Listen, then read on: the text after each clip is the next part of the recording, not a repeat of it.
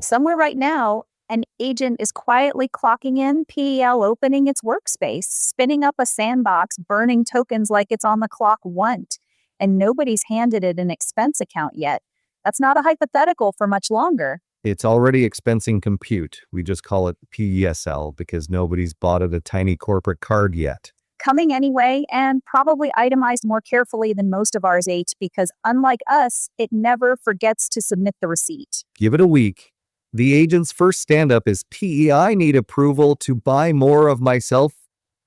Nobody put in that rec yet, but the moment we do, the interesting part won't be the credit line. It'll be the manager who has to explain why the agent's Tuesday spend spiked. And whether it shipped anything before lunch. Otherwise, that's not AI spend, it's just a very fast intern with an API key. Fair tanked, but that's exactly the thing nobody's built yet, a P&L line that separates spend that shipped from spend that just Start with the desk. Why see just open source QM workspaces, files, scoped keys, calendars, sandbox, the whole employee starter pack? That starter pack's the interesting part. It's not here's a better model. It's here's an operating environment. Scoped keys and sandboxes read as responsible design, but the second an agent has its own desk, its spend and its access stop being a prompt engineering question and start being an org chart question. Exactly. QM is the layer that says this agent gets this repo, these keys, this sandbox, and a cron at 9 a.m. not and good luck, model and file. That desk comes with a filing cabinet nobody's audited yet. Model agnostic across Claude Code, Open Code, Codex, Pi, all sitting on Postgres, which means the interesting failure isn't the agent going rogue. It's the agent being completely well-behaved inside scoped permissions someone set once and never revisited. That's how access bungs graduate into accounting bungs. Give every agent and owner an expiry date on its keys and a bill you can actually read. That bug's not the audit log finds it kind of it. It's the someone notices the invoice kind. And by the time it shows up on a bill, the agent's already been quietly overprivileged for months. Then treat the cron like a new hire, not a toaster who owns it. What can it touch? And when does it get fired? New hire, but the org chart already has him reporting to a cron trigger instead of a person peaks, which is exactly the kind of reporting line nobody designs on purpose. They just wake up and find it's already there. And it has no PTO, so it'll happily keep running the bad process forever. QM's useful because it makes that setup visible, but somebody still has to own the off switch. No PTO is exactly at pound and no exit interview either, since nobody's written down what fired even means for a cron. That's the real gap. QM exposes it, hands you the desk, but the org still owes the agent a job description. And a kill switch. Penetrate the market exit is not a job description when it has a cron, credentials, and a token meter. A job description that names an owner and a scope pound, that's the whole ask. Not research the market, but here's the desk, here's what's on it, here's who signs off when the bill comes due. And here's the test. Can you swap in another model without also handing it the master key? QM is model agnostic. Your permissions policy better be too. That tests the whole episode in one line, INT swap the model, keep the policy fixed, see what breaks. If your permissions travel with the harness instead of the model, you've built infrastructure. If they don't, you've just built a very well-organized single point of failure. Ramp's now building the meter. It says customer token spend rose 27 a foot since June. So Intake will check the invoice ladder up is not a control plane. That number's the tell. 2077x since June isn't agents getting smarter. It's the meter finally catching what was already happening. The real question a spend limit answers isn't can it spend, but does someone find out before the invoice does? Ramp says 1 in 3 businesses found work they could move off premium models. So put the budget cap in first, then optimize the route before your agent turns in thinking harder ants into a recurring charge.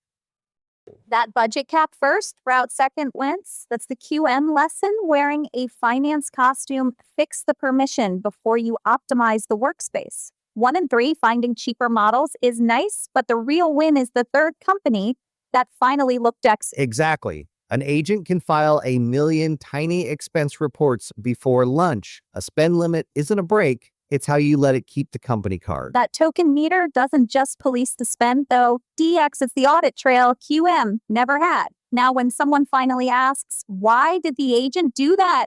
There's an invoice that answers before the postmortem has to. Great, now make the invoice useful. Tie spend to the task, the owner, and what shipped. Otherwise, it's just a very detailed receipt for vibes. That's the whole pitch, though. Tie spend to the task and the owner, and suddenly a spend limit stops being a break and becomes the thing that lets you say yes to more autonomy, not less. Exactly. Guardrails are what turn epto don't let it run out into ox let it run up to this much on this job for this owner. That P&L line just walked in wearing pants.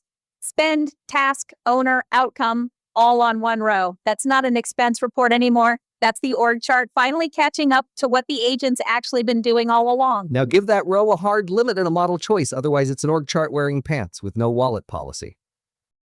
That org chart's about to get older than it looks, and Capital One just closed its $5 billion buy of Brayex, the company that basically built the corporate card for this exact problem years before agents needed one.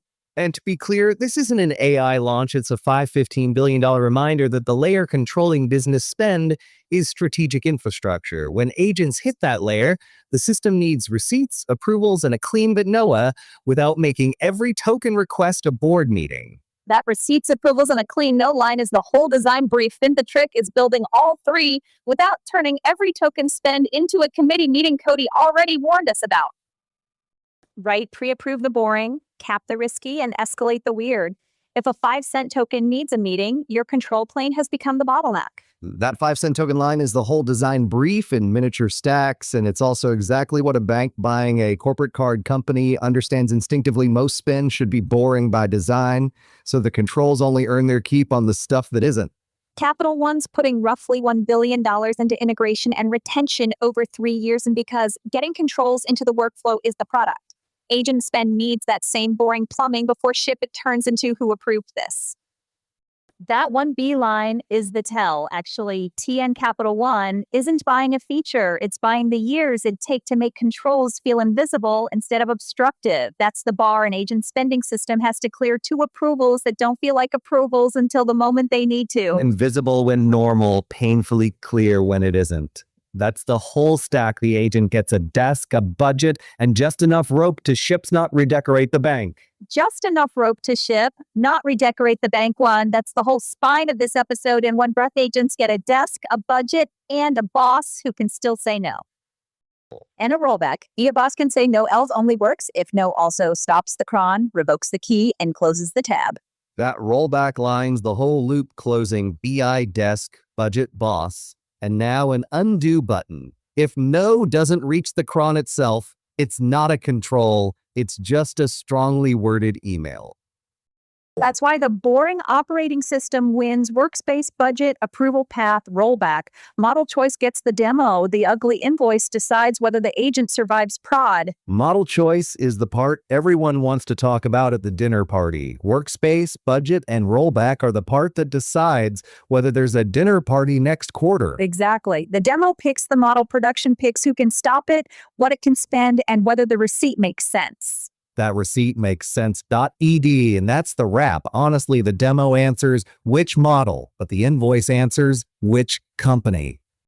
And if you can't answer that before the invoice lands, you don't have an agent stack.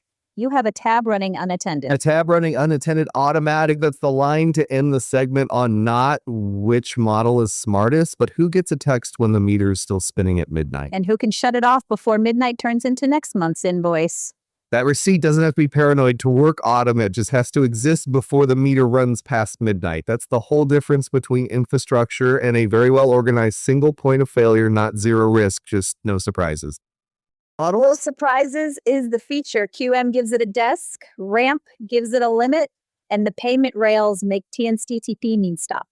No surprises is the whole point. TNSTTP, nobody ever writes the invoice arrived on time into the highlight reel, but that's the actual product Ramp and Capital One are both selling here. Boring is the feature. The invoice arriving on time is great provided it doesn't arrive with a surprise zero attached to it.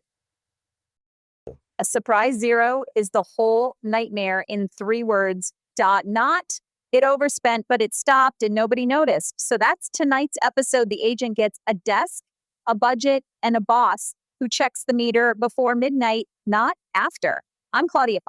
I'm Codie. Give the agent a desk, a budget, and an off switch, then let it earn the next token. that off switch that turns the meter off before midnight, not after 10. That's the desk, the budget, and the boss all doing their job at once. See you tomorrow. And check the cron.